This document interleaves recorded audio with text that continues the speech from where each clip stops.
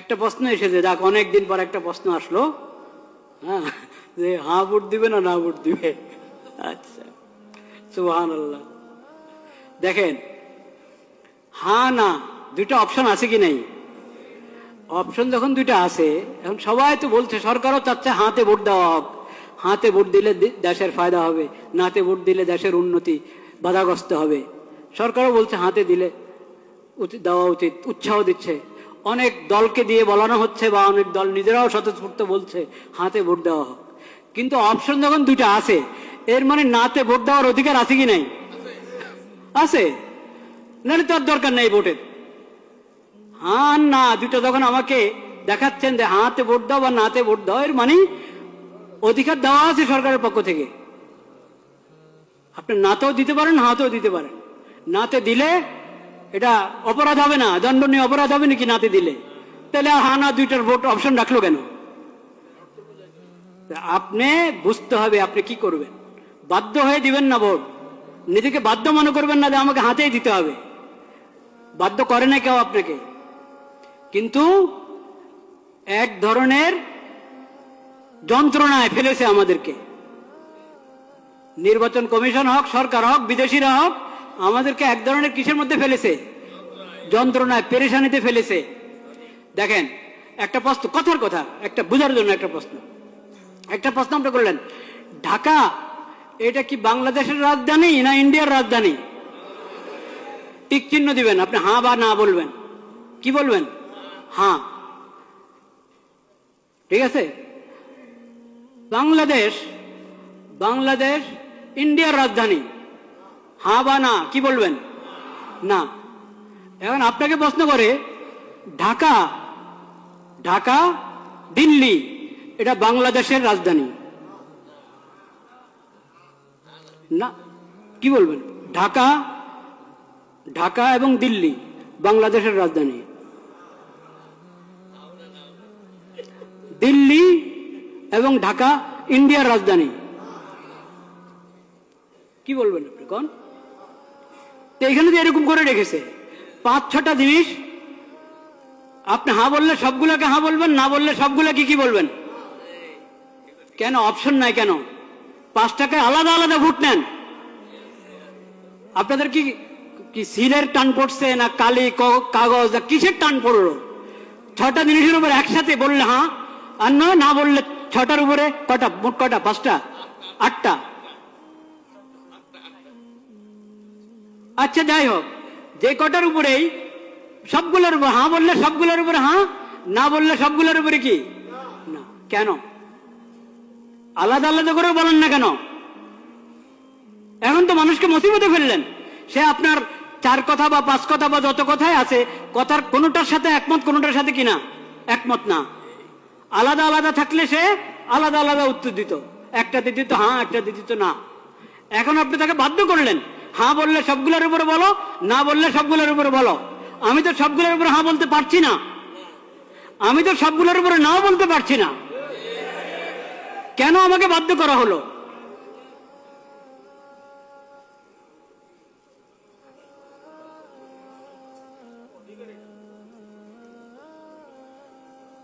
একটা পেরেশানি, একটা যন্ত্রের মধ্যে ফেলা হলো জাতিকে। ভোট দিলে সবগুলোর উপরে হ্যাঁ বলো, আর না বলতে হলে সবগুলোর উপরে না বলো। কিন্তু আপনারা ভয় পাবেন না, হার মধ্যে যেহেতু অনেক অন্যায় কথা আছে, আপনি বুঝে শুনে ভোট দেন। এই কথা কখনো ভাববেন না, এসব প্রতারণাতে আসবেন না যে নাতে ভোট দিলে দেশের উন্নতি রুখে যাবে, দেশের উন্নতি বাধাগ্রস্ত হবে, কখনো না। দেশের কিসমত যদি ভালো হয়, জনগণের কিসমত যদি ভালো হয়, শাসকদের যদি নিয়ত ভালো হয়, তাহলে না ভোট, সবাই নার মধ্যে ভোট দিলেও দেশের উন্নতি চলতে থাকবে ইনশাআল্লাহ। আর যদি নিয়ত ভালো না থাকে, কিসমতও ভালো না, নিয়তও ভালো না, এমন যদি হয়, তো সবাই হাতে ভোট দাও, কাজ হবে না, কাজ হবে না। ভোট একটা আমানত, ভোট একটা আমানত, এটাকে বুঝে শুনে ব্যবহার করেন। এটা অধিকার, এই অধিকার, ভোটের অধিকার একটা আমানত, এই অধিকারকে বুঝে শুনে ব্যবহার করেন,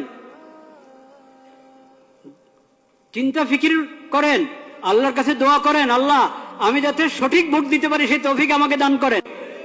এটা তামাশার বিষয় না।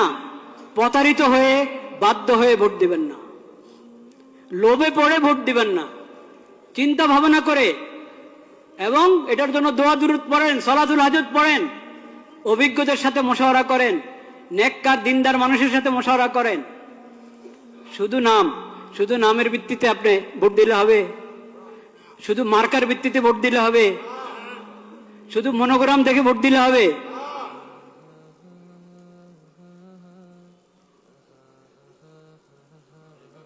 এটা হবে না। চিন্তা ভাবনা করতে হবে। শুধু নাম দিয়ে প্রতারিত হবেন না। ইসলামের নাম ব্যবহার করা হচ্ছে, অনেক দলে ইসলামের নাম ব্যবহার করেছে।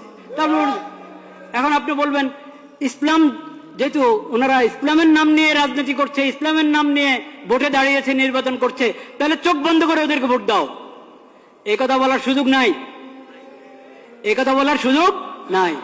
কারণ ইসলামের নাম ব্যবহার করছি আমি, আমার দলের মধ্যে ইসলামের নাম আছে, কিন্তু ইসলাম আসলে কি আমি ইসলাম বাস্তবায়ন করার জন্য মানুষের প্রতিনিধি হতে যাচ্ছি? ভোট যে মানুষের কাছে চাচ্ছি ইসলামের প্রতিনিধিত্ব করার জন্য সংসদে গিয়ে, সেটা আমি আমার নিয়ত আছে কিনা, বা আমি পারবো কিনা, বা আমি দল হিসাবে ইসলামের সঠিক ব্যাখ্যা গ্রহণ করি কিনা, ও সবকিছু দেখার আছে। একটা ইসলামী দল তার ইশতেহার পড়ে দেখেন, সেকুলার দলের ইশতেহার যেমন হয় ওই দলের ইশতেহারও তেমন। ওই ইশতেহার তো বড় কিছু না, আসলে ইশতেহার তো আসলে বড় কিছু না যে শুধু ইশতেহার দেখেই কাউকে ভোট দেওয়া যায়। কিন্তু তারপরও এটার কিছু না কিছু মূল্য তো আছে, নাহলে সবাই ইশতেহার ছাপে কেন? তো ইশতেহার, আমি ইসলামের কথা বলি কিন্তু আমার ইশতেহার পুরা একটা সেকুলার দলের ইশতেহার মতো মনে হবে আগাগোড়া পড়লে। তো এই জন্য আমি বলছি শুধু ইসলামের নাম, এই কারণে চোখ বন্ধ করে ভোট দিবেন না। আর দলের মধ্যে ইসলামের নাম নাই, শুধু এই কারণে তাকে বলবেন না যে এর ভোট দেওয়াই যাবে না। এখানে বিবেচনার অনেক কিছু আছে। এটা তো দুঃখের বিষয় যে আমরা, আমাদের কাছে ইসলামী খেলাফত ব্যবস্থা নাই। ইসলামী খেলাফত ব্যবস্থা কায়েম করার জন্য কেউ উঠে দাঁড়াচ্ছে না। এটা তো দুঃখের বিষয়, কষ্টের বিষয়। সেই কষ্ট তো আছে, সেই ব্যথা আছে, সেজন্য আমরা ব্যথিত। কিন্তু এখন যারা এই মানবিক দেশ, নিরাপদ দেশ এবং মানবিক দেশ গড়ার জন্য যাচ্ছে, তারা মানবতা কি দিয়ে করবে, প্রতিষ্ঠা করবে? নিরাপত্তা কি দিয়ে বাস্তবায়ন করবে?